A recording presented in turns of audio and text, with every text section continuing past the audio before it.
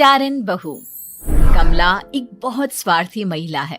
उसने पैसों के लिए एक ऐसे इंसान से शादी की जो पहले से शादीशुदा और एक बच्चे का पिता भी था। कमला के पति को मरे हुए एक अरसा बीत गया है। अब वो अपने सौतेले बेटे वैभव के साथ रहती है। वैभव के दिल में अपनी माँ को लेकर इतना डर है कि वो अपनी माँ के सामने एक शब्द नहीं बोल पाता। उसकी माँ जो कहती है उसको सर झुकाकर वही मानना पड़ता है। वैभव, तुमने अभी तक घर का काम क्यों नहीं किया? तुमसे कितनी बार कहा है कि सूरज निकलने से पहले तुम घर की साफ सफाई पूरी कर दिया करो। वैभव कुछ नहीं बोलता, चुपचाप सर झुकाए अपनी माँ की बात सुनता रहता है। तभी पास में खड़ा नौकर सुखराम कहता है, मालकिन, वैभव बाबा को रात से तेज बुखार है, इसलिए वो सुबह जल्दी उठ नहीं पाए। उनके बदले मैं घर की साफ सफाई कर देता हूँ। इसे कोई बुखार नहीं है। मैं इसे अच्छी तरह से जानती हूँ। ये सब काम न करने के बहाने हैं। सुखराम काका, बोल दो इसे, सारे घर का काम यही करेगा। और इससे समय पर अपना काम पूरा नहीं किया तो इससे आज का खाना भी नहीं मिलेगा। मगर मालकिन, वैभव बाबा की सच में ही तबीयत खराब है, आप एक बार देख तो लीजिए। कमला बिना कुछ बोले वहां से चली गई और बेचारा वैभव तेज बुखार में भी काम करता रहा। कमला वैभव की शादी एक ऐसी लड़की से कराना चाहती थी जो अनपढ़ हो और कमला से इसी तरह डरे जिस तरह वैभव डरता है, ताकि वैभव की सारी जायदाद और धन दौलत उसकी मुट्ठी में रहे। लेकिन आज के जमाने में ऐसी लड़की मिलना मुश्किल है। कमला कार में यही सब कुछ सोचती जा रही थी कि तभी रास्ते में, अरे ड्राइवर, तुमने कार क्यों रोक दी? और ये इतना शोर कैसा? मैडम, आगे कुछ बंजारों का खेल चल रहा है, इसलिए भीड़ लगी है। मैं अभी भीड़ को साइड में करवाकर कार निकालता हूँ। ड्राइवर भीड़ को साइड करके कार निकालने की कोशिश करने लगा कि तभी कमला की नजर रस्सी पर चल रही एक फुलवा नाम की बंजारन पर पड़ी। क्यों ना मैं इस बंजारन की शादी वैभव से करा दूं? ये तो अनपढ़ लग रही है, मेरे पैरों तले दबकर भी रहेगी। मुझे अभी इसके माँ बाप से बात करनी होगी। ये सोचकर कमला ने उन बंजारों से बात की और उन्हें शाम को अपने घर बुलाया। फुलवा के माता पिता वहां उसे लेकर आ गए। उन्होंने इतना आलीशान घर पहले कभी नहीं देखा था। अच्छा हुआ आप लोग आ गए। देखिए, मुझे घुमा फिरा कर बात करने की आदत नहीं है, इसलिए सीधे सीधे मुद्दे पर आती हूँ। मुझे आपकी बेटी बहुत पसंद है। मैं अपने इकलौते बेटे की शादी आपकी बेटी फुलवा से कराना चाहती हूँ। इसके बदले में आप जो चाहो वो ले सकती हैं। तभी फुलवा की माँ कहती है, ये क्या कह रही है मैम साहब? कहीं आप हमारी गरीबी का मजाक तो नहीं उड़ा रही ना? आप मेरे बेटे से मिल लो। अगर आपको मेरा बेटा पसंद आता है तो मैं कल से ही शादी की तैयारी शुरू कर दूंगी। सुखराम, वैभव को लेकर आओ। फुलवा अपनी माँ के कान में फुसफुसाती है, माँ, कहीं इस मेम साहब का छोरा पागल तो ना है? फुलवा अपनी माँ से बात कर रही होती है कि वैभव वहां आता है। फुलवा उसे देखती ही रह जाती है और उसके माता पिता उसकी शादी तय कर देते हैं। शादी वाले दिन किसी को फुलवा और वैभव की बेमेल विवाह की बात समझ में नहीं आती। फिर भी एक औरत कमला से पूछ ही लेती है, कमला जी, आपने अपने इकलौते बेटे की शादी देहाती गवार से क्यों करा दी? ये बंजारन आपके घर की बहू बनने लायक तो नहीं है। कम से कम अपने स्टेटस का ही ख्याल कर लिया होता। बहू तो अपने टक्कर की लाती, आपने तो बंजारन को ही बहू बना लिया। अब कमला को समझ में नहीं आ रहा था कि इस बात का क्या जवाब दे। वो कुछ देर चुप रही और सोच समझ कर कहती है, बहन जी, आपको तो पता है आजकल के बच्चे किसी की बात कहाँ सुनते हैं। मैं तो अपनी बहू एक पढ़ी लिखी और अपनी सोसाइटी की ही ढूंढ रही थी। लेकिन मेरे बेटे ने मेरे सामने इस बंजारन को लाकर खड़ा कर दिया। बोला कि मैं शादी करूंगा तो इसी से। अब भला मैं क्या करती? मुझे अपने बेटे के सामने झुकना ही पड़ा। कमला की ये बातें सुखराम भी सुन रहा था। उसने ये सारी बातें वैभव को जाकर बता दी। काका, मैं तो फुलवा को जानता भी नहीं, फिर माँ मेरे बारे में झूठ क्यों कह रही है? अरे बेटा, तुम कितने भोले हो, तुम्हें कुछ भी नहीं पता। तुम्हारे पिता अपनी सारी संपत्ति तुम्हारे नाम करके गए हैं। तुम्हारी माँ नहीं चाहती कि यह संपत्ति तुम्हें मिले, इसलिए उन्होंने तुम्हारी अनपढ़ लड़की से शादी करवाई ताकि तुम्हारी तरह वो भी अपने हक के लिए आवाज ना उठा सके। सुखराम काका, मैं क्या करूं, आप ही बताओ। माँ के सामने आते ही मेरे हाथ पैर कांपने लगते हैं। मैं माँ को कुछ भी नहीं कह पाता। वे दोनों बात कर ही रहे थे कि अचानक कमला वहां आ गई। कमला को देखकर दोनों घबरा गए।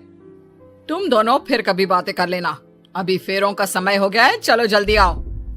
इस तरह फुलवा और वैभव की शादी हो गई। अगले दिन कमला ने फुलवा को बुलाया और उसे नसीहत देने लगी। देख बंजारन, तुझे मैंने अपनी बहू बना तो लिया है, लेकिन तुझे इस घर में आंख कान मुंह बंद करके रहना होगा। घर का काम कर और अपने पति से मतलब रख, समझी? कमला का ऐसा रवैया फुलवा को बिल्कुल समझ में नहीं आया। उसने वैभव से इस बारे में बात की। सुनिए ना, माँ जी ने जिस तरह मुझसे बात की मुझे अच्छा नहीं लगा। शादी से पहले तो वो मुझसे बहुत अच्छे से बात कर रही थी, लेकिन शादी के बाद उन्हें क्या हो गया? तुम ज्यादा मत सोचो, जैसा माँ कहती है वैसा ही करो। ये कहकर वैभव वहां से चला गया। अगले दिन वैभव को घर के नौकरों की तरह काम करता देख फुलवा को बहुत हैरानी हुई। फुलवा ने इस बारे में सुखराम काका से बात की तो सुखराम काका ने फुलवा को सारी बात बता दी। अब फुलवा को समझ में आ गया कि उसकी सास ने एक बंजारन को बहू क्यों बनाया। एक दिन वैभव घर का काम कर रहा था, तभी उससे कांच की प्लेट टूट गई। किसने गिराई ये कांच की प्लेट? वैभव को वहां खड़ा देख कमला ने छड़ी से उसे मारना शुरू कर दिया। उसके पैर में कांच चुभ गया और खून बहने लगा, लेकिन फिर भी कमला उसे मारे जा रही थी। ये देखकर फुलवा ने कमला के हाथ से छड़ी छीन ली और तोड़कर फेंक दी। बंजारन, तेरी इतनी हिम्मत, तूने मेरे हाथ से छड़ी छीनी? कमला फुलवा को थप्पड़ मारने ही वाली थी कि फुलवा उसका हाथ पकड़ लेती है। ओ सस माँ, मैंने मॉम की गुड़िया ना समझ लियो। बंजारन हूँ बंजारन, ईंट का जवाब पत्थर से देना जानती हूँ। आज के बाद मेरे या वैभव जी के ऊपर हाथ उठाने की सोचियो भी ना, समझी ससु माँ? ये कहकर फुलवा वैभव को लेकर वहां से चली गई। उसने वैभव के पैर पर पट्टी बांधी, उसके आंसू पोंछे। वैभव ने पहली बार किसी के दिल में अपने लिए इतना प्यार महसूस किया। अब फुलवा वैभव का हर काम में हाथ बटाती, उसका बहुत ख्याल रखती। इस तरह दोनों बहुत ज्यादा नजदीक आ गए। वहीं दूसरी ओर कमला सारी जायदाद अपने नाम करने की साजिश करने लगी। और एक दिन, वैभव, वैभव, जल्दी बाहर आओ। कमला की आवाज सुनकर वैभव और फुलवा अपने कमरे से बाहर आ गए। जी माँ, आपने बुलाया?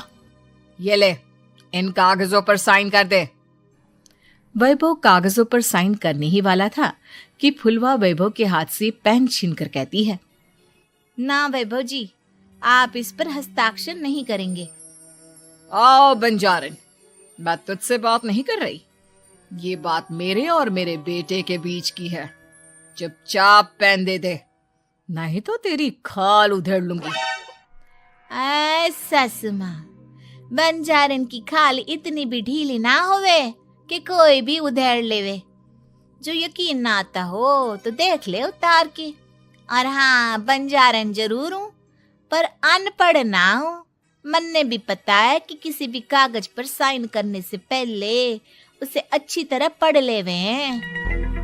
पेन देती है या नहीं? ये कहकर कमला फुलवा को मारने आई तो फुलवा ने कमला को धक्का दे दिया और वो नीचे गिर गई। कमला डरकर वहां से भाग गई। अब फुलवा ने वो कागज उठाए और वैभव के साथ सीधा वकील के पास चली गई। वकील ने वो कागज देखे और फुलवा को बताया, वैभव के पिता की सारी जायदाद और संपत्ति वैभव के नाम है, लेकिन वैभव की सौतेली माँ इस संपत्ति को अपने नाम कराना चाहती है, इसलिए इन कागजों पर वो साइन करा रही थी। तो अब हमें क्या करना चाहिए वकील साहब? वकील ने फुलवा और वैभव को सब कुछ अच्छी तरह से समझा दिया। अब दोनों घर पर पुलिस को लेकर पहुंचे। कमला पुलिस को देखकर घबरा गई। पुलिस ने कहा, आपके नाम की कंप्लेंट हुई है, आपको हमारे साथ थाने चलना होगा। कंप्लेंट? कैसे कंप्लेंट? आप अपने सौतेले बेटे पर बहुत अत्याचार करती हो, धोखे से सारी जायदाद अपने नाम करा रही थी। अब नहीं इंस्पेक्टर साहब, जरूर ये मेरी बहू की कोई साजिश है, इसने गलत कंप्लेंट की है। मैडम, शिकायत आपकी बहू ने नहीं बल्कि आपके बेटे वैभव ने की है। कमला वैभव का नाम सुनकर दंग रह गई। जिस बेटे ने कभी उसके सामने सर नहीं उठाया था, आज वही बेटा उसके सामने पुलिस को लिए आया है। वैभव, तुम्हारी इतनी हिम्मत कि तुम पुलिस को ले आए?